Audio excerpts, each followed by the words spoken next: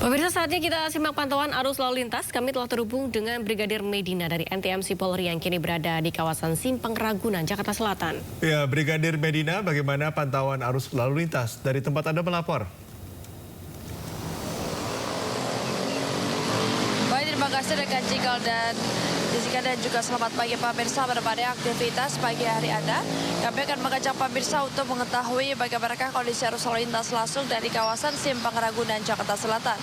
Di mana dapat Anda lihat bersama layar kaca Anda arus lalu lintas pada pagi hari ini terbilang cukup ramai dan juga lancar dari berbagai arahnya. Yakni arus lalu lintas dari arah Lebak Bulus yang akan mengarah ke TBC Matupang. Saat ini dalam situasi ramai lancar yang didominasi oleh kendaraan pribadi roda 2, roda 4 dan juga sesekali dilintasi oleh angkutan umum. Kami menghimbau kepada Anda para pengendara agar selalu menjaga jarak aman kendaraan Anda untuk keselamatan diri Anda pribadi maupun pengendara lain. Hal yang sama juga terjadi dari arah Pasar Minggu yang akan mengarah ke TBC Simatupang. Dan antisipasi adanya angkutan umum yang menaik turunkan penumpang di bahu jalan yang menjadi salah satu faktor ketersendatan yang perlu Anda antisipasi. Begitupun arus lalu lintas dari arah TBC Matupang yang akan mengarah ke Lebak Bulus saat ini dalam situasi ramai cenderung tersendat. Ketersendatan sesekali terjadi menjelang antrian traffic light, selepasnya kendaraan dapat melaju dengan kecepatan berkisar 30 hingga 40 km per jam.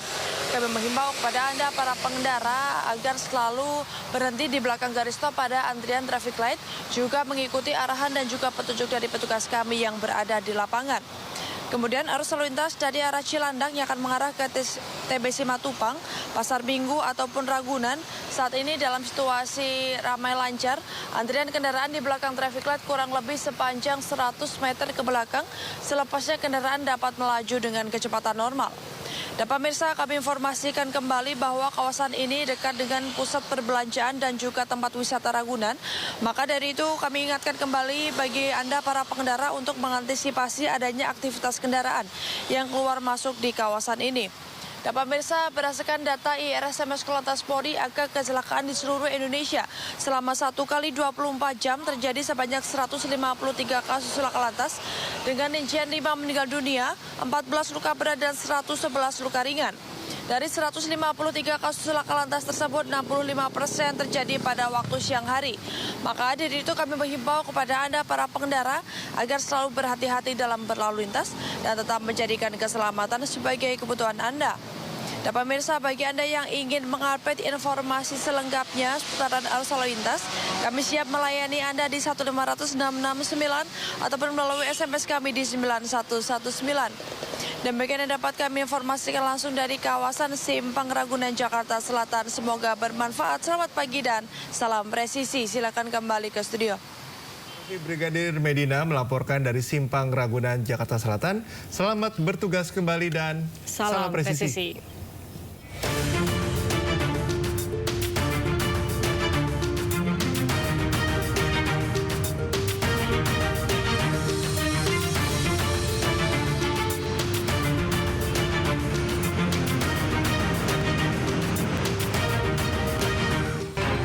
Polda Metro Jaya kembali menangkap 2 tersangka baru terkait kasus judi online yang melibatkan beberapa orang pegawai Kementerian Komunikasi dan Digital. Ya, 2 tersangka berinisial AA dan F berperan sebagai pemilik website judi online dan terlibat tindak pidana pencucian uang dalam kasus ini.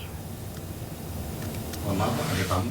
Jam berapa? Sampai sini jam berapa? Tahu kan kita datang sini, tahu nggak? Udah tahu ya, udah paham ya, bro. Lu masih Peri? 700. Siapa? 1. Inilah detik-detik saat tim Opsnal Subdit Jatanras Direktorat Reserse Kriminal Umum Polda Metro Jaya menangkap 1 dari 2 orang tersangka baru kasus judi online pada tanggal 28 November lalu. Tak hanya menangkap pelaku, petugas juga turut menemukan uang tunai ratusan juta rupiah. Kabid Humas Polda Metro Jaya, Kombes Pol Ade Ari Syam Indradi mengatakan 2 tersangka baru yang berinisial AA dan F ini memiliki peran berbeda. Tersangka AA terlibat tindak pidana pencucian uang, sedangkan F berperan sebagai pemilik 40 website judi online. Selain mengamankan 2 orang pelaku, penyidik juga turut mengamankan beberapa barang bukti, di antaranya uang tunai dari berbagai mata uang senilai 1,4 miliar rupiah, 2 unit ponsel dan 9 buah buku tabungan. Hingga kini tim penyidik masih menunggu hasil analisa dari pihak PPATK untuk melakukan pengembangan dan menangkap pelaku lain yang terlibat dalam kasus judi online ini. Penyidik Subdit Jatanras di Treskrim Polda Metro Jaya telah menangkap 2 tersangka lainnya. Yang pertama, inisialnya AA, perannya melakukan tindak pidana pencucian uang. Tersangka AA ditangkap tanggal 26 November 2024. Kemudian yang kedua adalah tersangka F alias W alias A. Perannya adalah sebagai agen 40 website judi online. Kemudian tersangka F ini ditangkap tanggal 28 November 2024. Sejauh ini Polda Metro Jaya telah menetapkan 26 orang tersangka, yang diantaranya 10 orang pegawai Komdiji serta 16 orang masyarakat sipil. Polisi juga masih memburu 4 orang pelaku lain berinisial J, JH, F, dan C, yang saat ini telah masuk dalam daftar pencarian orang. Dari Jakarta Selatan, Den Helmi Sajangbati, iNews melaporkan.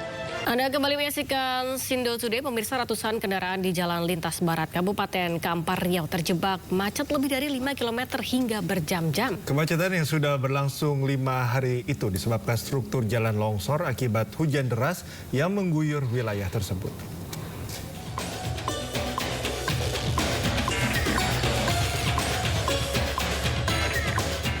Kemacetan panjang kendaraan terjadi di Jalan Lintas Barat, tepatnya di Desa Tanjung Alai, Kecamatan 13 Koto Kampar, Kabupaten Kampar Riau. Jalan penghubung Provinsi Riau dengan Sumatera Barat ini terputus akibat struktur tanahnya mengalami longsor sepanjang kurang lebih 100 meter. Antrian panjang kendaraan dari 2 arah, Pekanbaru menuju Sumatera Barat maupun sebaliknya, sudah berlangsung sejak hari Senin 25 November lalu. Saat ini, Dinas PUPR Provinsi Riau dan Dinas PU Kabupaten Kampar sedang mengebut perbaikan jalan lintas tersebut. Selama proses perbaikan, sistem buka tutup arus lalu lintas diberlakukan untuk mengurangi antrian panjang kendaraan yang terjebak macet. Sementara itu, Dirlantas Polda Riau, Kombes Taufik Lukman Nur Hidayat yang turun langsung ke lokasi menghimbau pengguna jalan untuk mengambil jalur alternatif. Gunakanlah rute jalur alternatif atau jalan yang mungkin bisa melintas arah wilayah